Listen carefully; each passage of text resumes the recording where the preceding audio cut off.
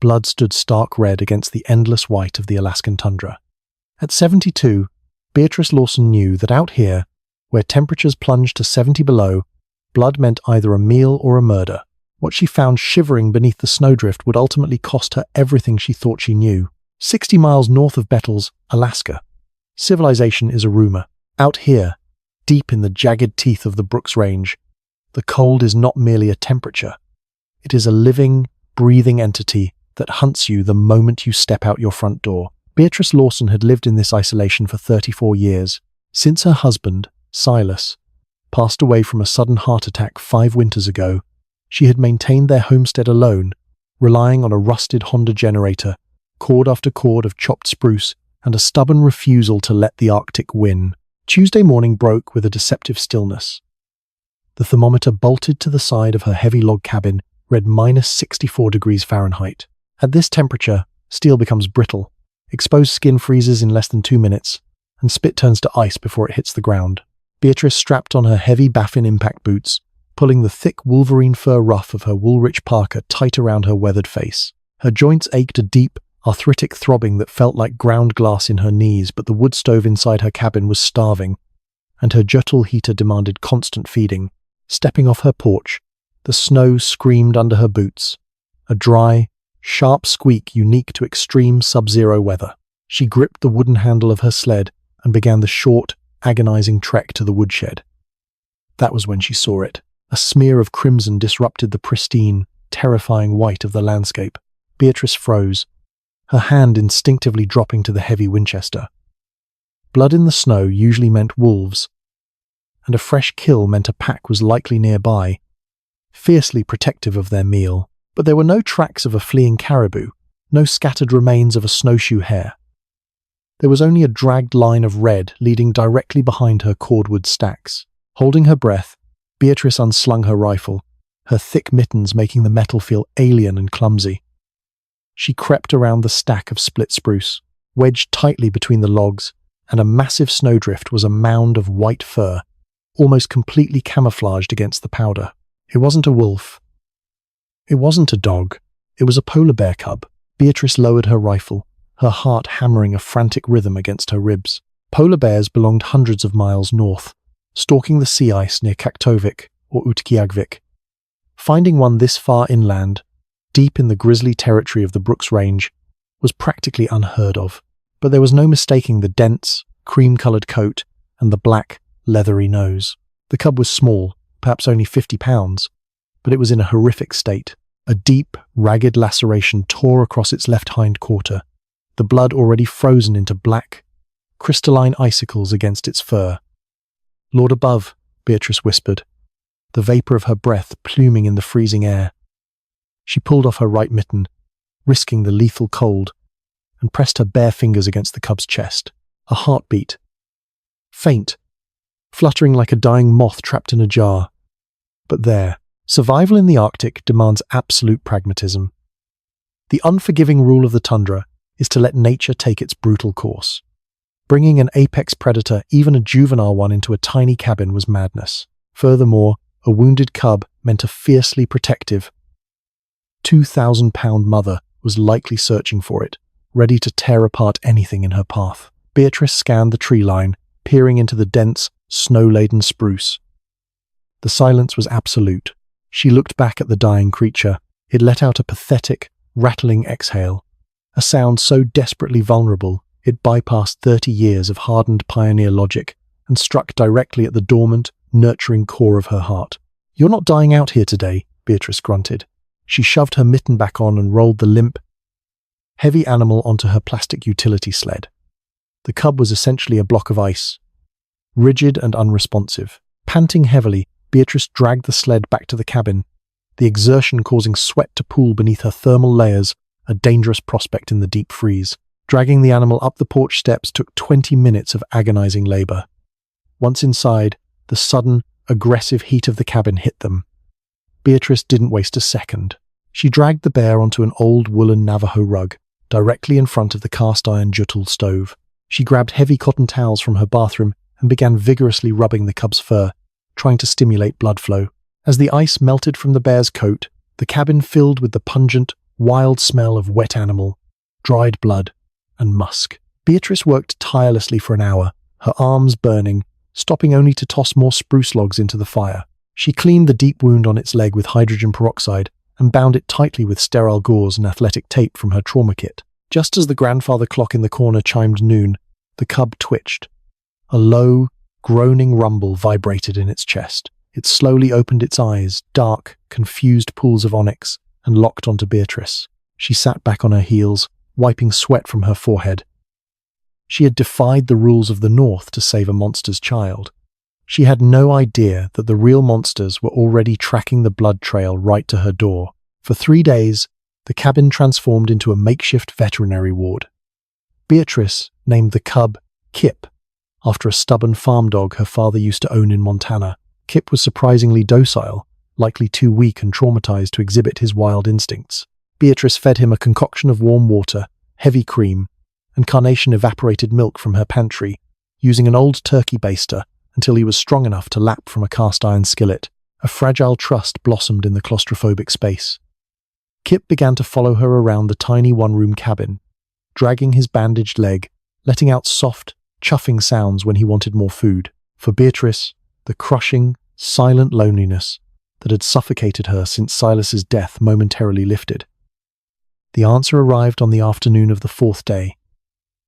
Carried by a storm that would swallow the world, the barometric pressure plummeted just after lunch. The sky turned a bruised, violent purple, and then the wind hit. It was a classic Alaskan whiteout, a blinding, horizontal wall of snow driven by 60-mile-per-hour gales. The heavy log walls of the cabin shuddered under the assault. Beatrice was sitting in her rocking chair, knitting a wool sock, while Kip slept heavily by the glowing stove. It was faint at first, masked by the screaming wind. A high-pitched, mechanical whine. She stopped rocking. Her knitting needles froze. Kip's ears swiveled, his dark eyes snapping open. Snowmobiles. Nobody traveled in a whiteout. To ride through a storm of this magnitude was practically suicide, unless you were desperately fleeing something or relentlessly hunting something. The mechanical whine grew into a deafening roar, cutting out abruptly right outside her front porch. Heavy boots slammed against her wooden steps. Panic, cold and sharp as a scalpel, sliced through Beatrice's chest. If Fish and Game had somehow tracked the bear, she would be heavily fined or arrested. But Fish and Game didn't ride in whiteouts. The poachers. "Come here, Kip, now!" Beatrice hissed, dropping her yarn. She scrambled to the center of the room and threw aside the braided rug. Beneath it was a heavy iron ring set into a square cut in the floorboards, the trapdoor to her root cellar, where she kept potatoes, canned goods, and salted meat. She hauled the heavy door open, revealing the dark, freezing sublevel. "Get down there!" she commanded, shoving the confused cub toward the hole. Kip resisted, whimpering, planting his massive paws on the floorboards. Bang, bang, bang. The heavy fists pounding on her front door threatened to take it off its hinges. "Open up! Hello! We need shelter!" A rough male voice shouted over the howling wind. "In a minute!" Beatrice yelled back. She grabbed a piece of dried venison jerky from the counter and tossed it into the dark cellar. Kip's nose twitched, and his hunger won. He tumbled clumsily down the wooden steps into the darkness. Beatrice slammed the trapdoor shut, kicked the braided rug perfectly over the seams, and dragged her heavy oak coffee table directly over the center. She snatched up the bloody towels from the corner, shoved them deep into the woodbox beneath a pile of bark, and finally grabbed her Winchester, 30-30, jacking around into the chamber with a loud clack.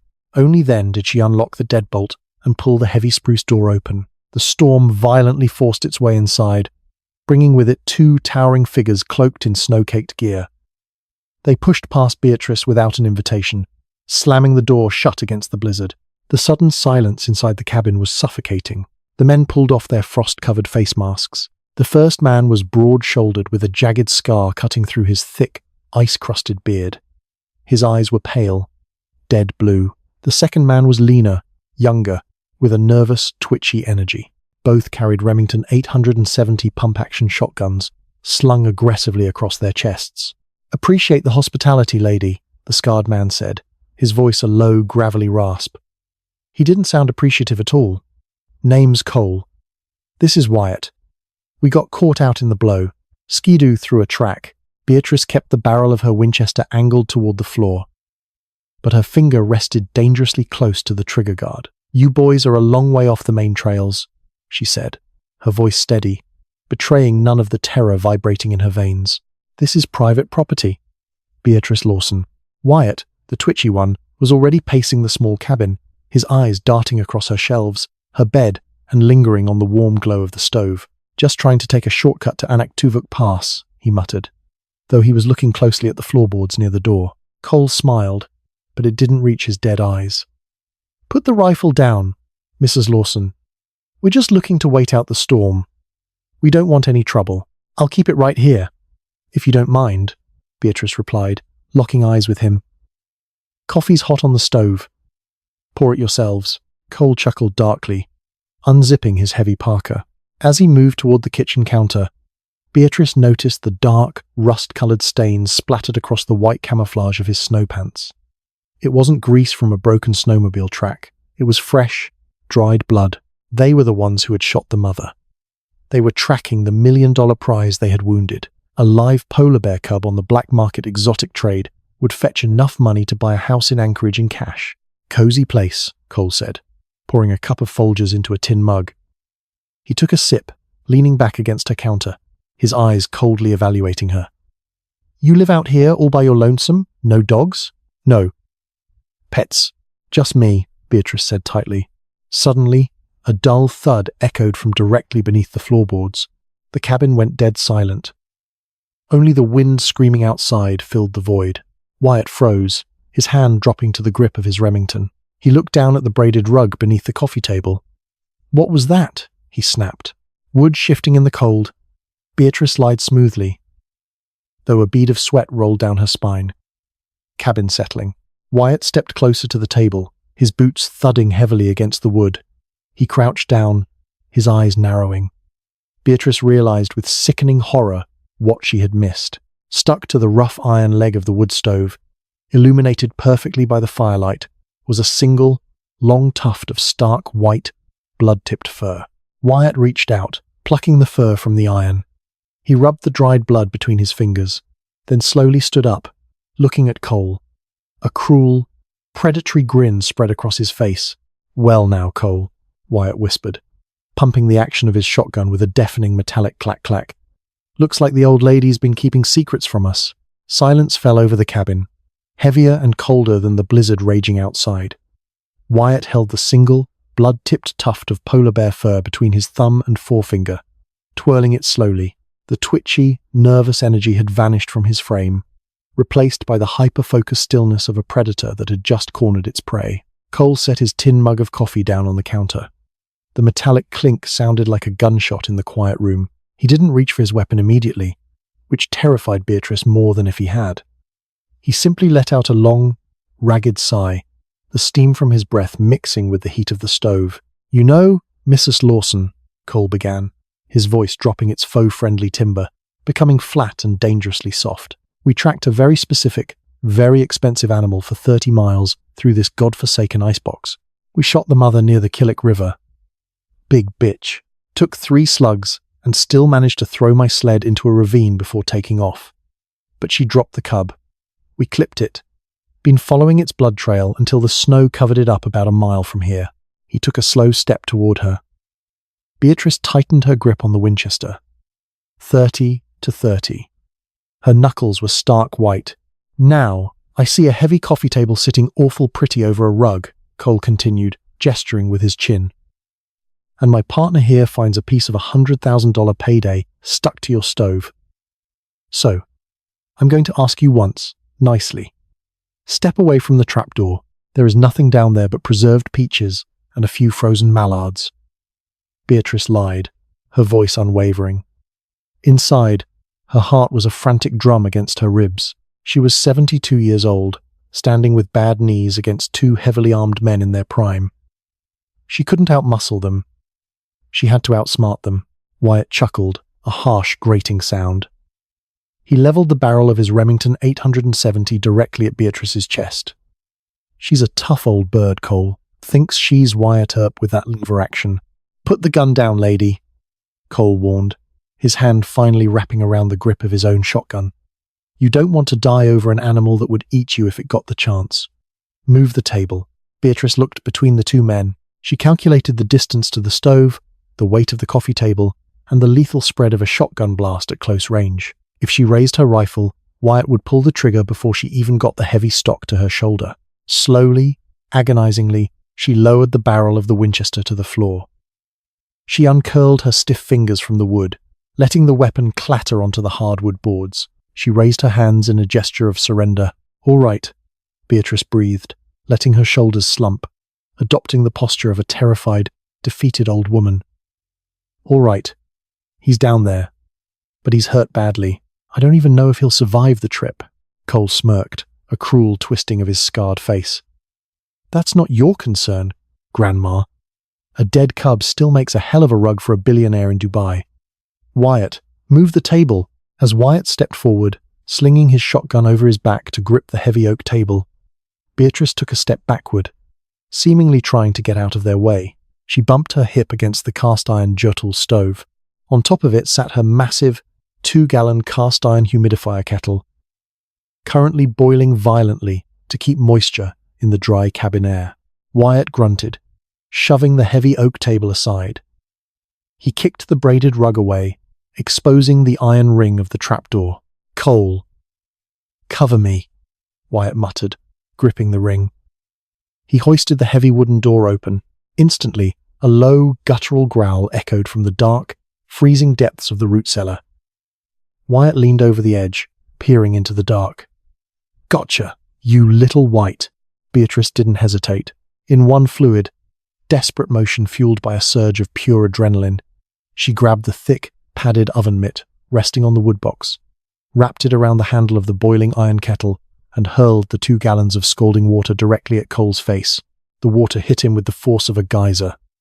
Cole emitted a sound that was barely human, a high-pitched, gurgling shriek of absolute agony. His hands flew to his face, his shotgun discharging wildly into the ceiling. Wood splintered, raining down insulation and dust. Wyatt spun around from the trapdoor, his eyes wide with shock. Cole! That split second of distraction was all Beatrice needed. She didn't reach for her fallen rifle. It was too far. Instead, she grabbed the heavy, iron fire poker, leaning against the bricks, and swung it like a baseball bat directly at Wyatt's shins. The heavy iron connected with a sickening crack. He crashed hard onto the floorboards, his shotgun sliding across the room, stopping just inches from the roaring fire. You crazy old witch! Wyatt roared, clutching his shattered shin, scrambling backward like a wounded crab. Cole was blindly staggering around the kitchen area, his face blistered and peeling, knocking over jars of flour and canned goods in a blind, agonizing panic. He pulled a heavy hunting knife from his belt, slashing wildly at the air. I'll kill you! I'll cut you to pieces! Beatrice scrambled toward her Winchester, her bad knee screaming in protest. Suddenly, the cabin shook. It wasn't the wind. It was a massive, concussive impact against the reinforced spruce front door.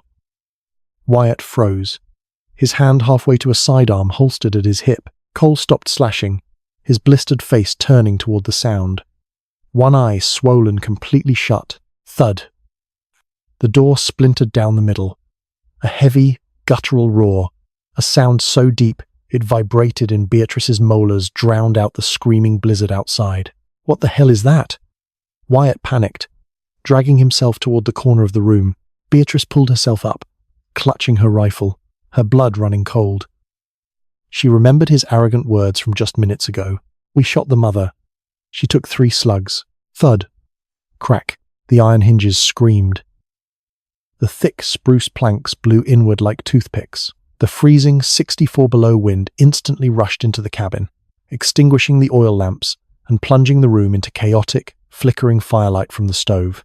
Standing in the shattered doorway, framed by the blinding whiteout, was the apex predator of the Arctic. She was a leviathan, easily weighing over 1,000 pounds. The mother polar bear stood nearly 9 feet tall on her hind legs. Her cream-colored fur was matted with ice and dark, frozen blood from a horrific wound on her left shoulder. But the injury hadn't slowed her down. It had turned her into an engine of pure, unstoppable rage. She had tracked the scent of her own blood on the poacher's boots, following them relentlessly through the whiteout. Driven by the singular, primal instinct to find her cub, she dropped to all fours, her massive, black-lipped jaw parting to unleash a deafening roar that shook dust from the rafters. Her black eyes, small but burning with terrifying intelligence, locked instantly onto the two men. "Shoot it! Shoot it!" Cole screamed blindly, waving his knife, unable to see clearly through his blistered eyes. Wyatt drew his heavy revolver and began firing wildly. Bang! Bang! Bang! The deafening reports filled the small cabin. One bullet caught the bear in the flank. Another shattered a ceramic plate on the wall. To an animal with a layer of fat and muscle 4 inches thick, a handgun round was little more than a wasp sting. It only made her faster. With terrifying speed, the massive bear lunged across the room. She bypassed Beatrice completely, entirely focused on the men who smelled of her blood. The impact threw the man through the air like a rag doll. He crashed into the heavy wooden dining table, shattering it completely, and lay motionless beneath the wreckage. Cole, hearing the destruction, tried to stagger toward the broken doorway, clutching his knife. She didn't bite him. She simply rose on her hind legs and brought her massive weight down upon him. Beatrice didn't watch. She threw herself onto the floorboards, sliding toward the open trapdoor.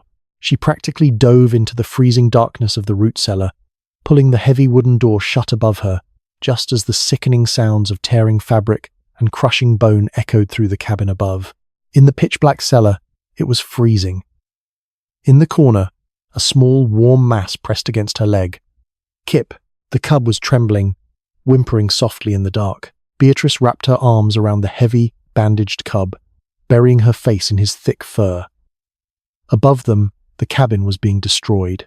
Heavy thuds, the sound of tearing metal, and the chaotic howling of the blizzard filtering through the broken door painted a picture of absolute devastation. Then, silence. The heavy, wet sounds of violence ceased. There was only the roar of the wind and the creaking of the cabin's strained timbers. Beatrice held her breath. Minutes stretched into an eternity. The temperature in the cellar was dropping rapidly. Without the stove above, and with the front door gone, the cabin would be at outside temperatures within the hour. They would freeze to death if they stayed down here. Suddenly, a heavy weight pressed against the trapdoor above. Kip let out a sharp, joyful bark. He scrambled away from Beatrice, standing on his hind legs, scratching frantically at the underside of the wooden door. A low, rumbling chuff echoed from the cabin floorboards. Beatrice slowly stood up, her joints screaming. She placed her hands on the heavy wood and pushed upward. The door yielded easily. Whatever weight had been on it had shifted. She lifted the trapdoor an inch, peering through the crack. The cabin was a disaster zone. The furniture was reduced to splinters. Snow was piling up rapidly on the hardwood floor near the shattered entryway. In the corner, out of immediate sight, lay the unmoving shapes of Cole and Wyatt, and standing directly above the trapdoor, staring down at her, was the mother bear. Beatrice froze. She was entirely at the mercy of a creature that had just demonstrated unimaginable violence. She slowly pushed the trapdoor open further, stepping back. Kip scrambled up the wooden stairs. He let out a series of high-pitched squeaks, burying his head into his mother's massive chest. The mother bear dropped her enormous head, sniffing the cub frantically. Her black nose traced the length of his body, lingering on the heavy gauze and athletic tape Beatrice had wrapped around his leg. The mother bear paused. She inhaled deeply, taking in the scent of hydrogen peroxide, the sweet smell of evaporated milk on the cub's breath, and the scent of Beatrice on the bandages.